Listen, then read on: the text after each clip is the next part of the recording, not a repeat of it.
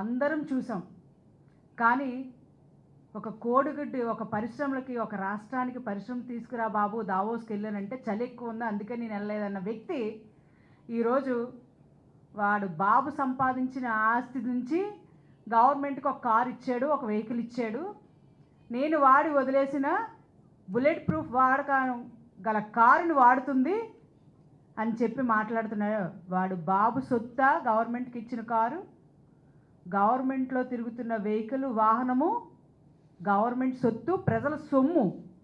అది మర్చిపోయి నీ సొత్తులాగా నీ బాబు సంపాదించిన నీ బాబుగారి సొత్తులాగా నీ వాహనాన్ని తిరుగుతుంది అని చెప్పి మాట్లాడుతున్నావు.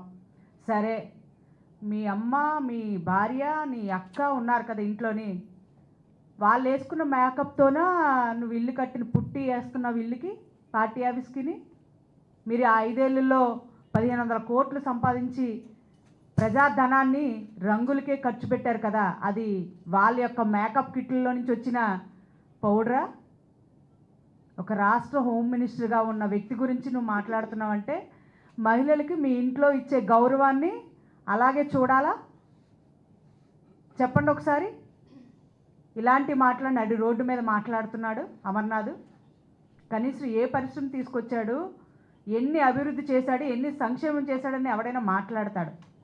అంతేగాని అభివృద్ధి సంక్షేమాన్ని పక్కన పెట్టేసి ఎప్పుడు వ్యక్తిగత జీవితాల గురించే మాట్లాడమే వీళ్ళకి టైంగా పెట్టుకొని ఈ రాష్ట్రంలో మళ్ళీ ప్రజల్ని గొడ్డల పార్టీని తీసుకొస్తాము, గొడ్డల పార్టీతోనే ఈ గొడ్డలతోనే వేటు చెప్పి తెలుగుదేశం పార్టీని నరికేస్తాము, తెలుగుదేశం పార్టీని గొడ్డలతోనే భూస్థాపితం చేస్తామని నడి రోడ్డు మీద మాట్లాడుతున్నాడు. సిగ్గుగా లేదా? నీ పార్టీకి సిగ్గుగా లేదా? పైనున్న అధిష్టాన నాయకుడు అలాగే ఉన్నాడు, కిందనున్న వారు అలాగే ఉన్నారు. ఈరోజు అమర్నాథ్ గారు నడి రోడ్డు పైన సంసారాల గురించి మాట్లాడుతున్నాడంటే ఎంత సిగ్గుచేటండి. నువ్వు ఇంట్లో చేస్తున్న పని ఏంటి? ఈరోజు బిడ్డలు కనమంటున్నాడు, అదే పనిగాన బిడ్డలు కనమని చెప్తున్నాడు. ఆయన ఏం చేశాడు? పాటించాడు అన్నాడు. ఆ రోజున్న రాష్ట్ర పరిస్థితుల్ని చక్కదిద్దాడు చంద్రబాబు నాయుడు గారు. ఒక బిడ్డను కనండి రాష్ట్రం బాగుంటుందంటే అదే పాటించాడు, అదే చేశాడు ఆయన.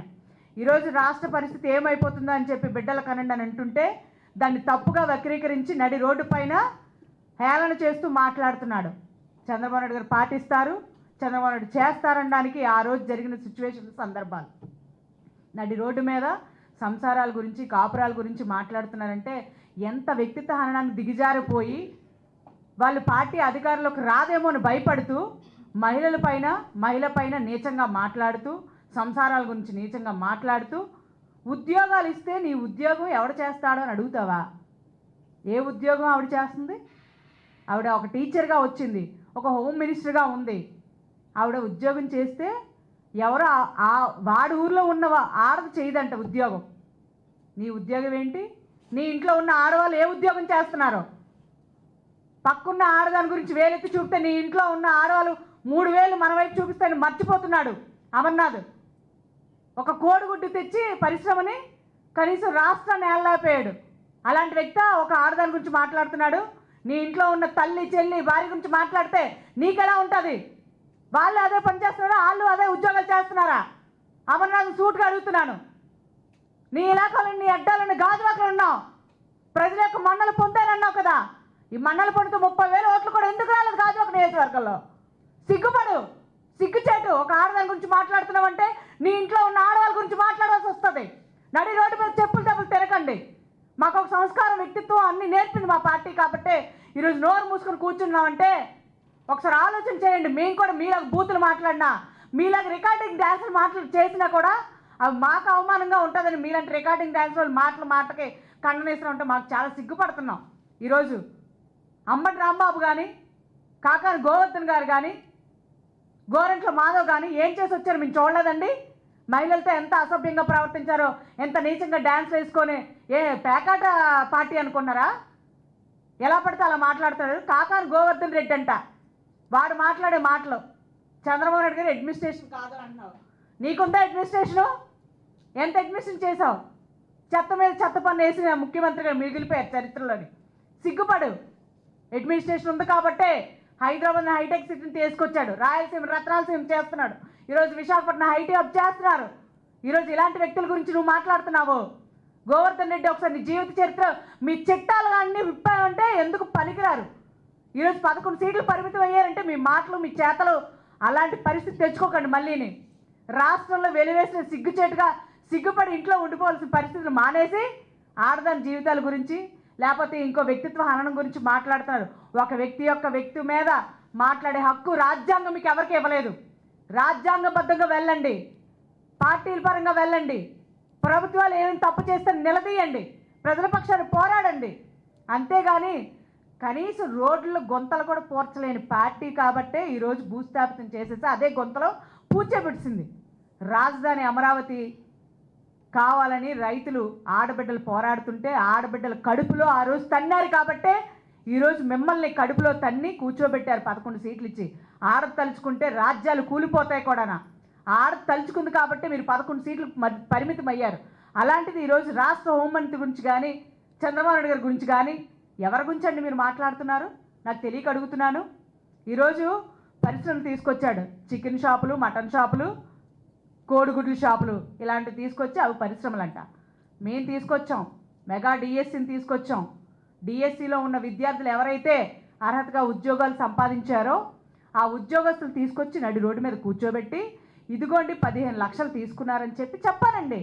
వాళ్ళు తీసుకురావడం మానేసి ఒక ఆడియో రికార్డు ఒక వీడియో రికార్డులు పెట్టేసుకొని టీడీపీ పార్టీ వాళ్ళు లేకపోతే ఉద్యోగస్తులో కాదు వైసీపీ పార్టీలో ఉన్న 2 వ్యక్తులు మాట్లాడేసుకొని 15 లక్షలా అండి అని చెప్పేసి వీళ్ళకి మాట్లాడేసుకొని బయటకు వదిలేసి మేము 15 లక్షలు ఒక్కొక్కరి దగ్గర తీసుకున్నామని చెప్పి మెగా డిఎస్సి మీద బురద జల్లే ప్రయత్నాలు చేస్తున్నారు కదా. ఫేక్ వీడియోలతో ఫేక్ ప్రచారాలతో ఇంకెన్ని రోజులు మీరు బ్రతుకుతారు?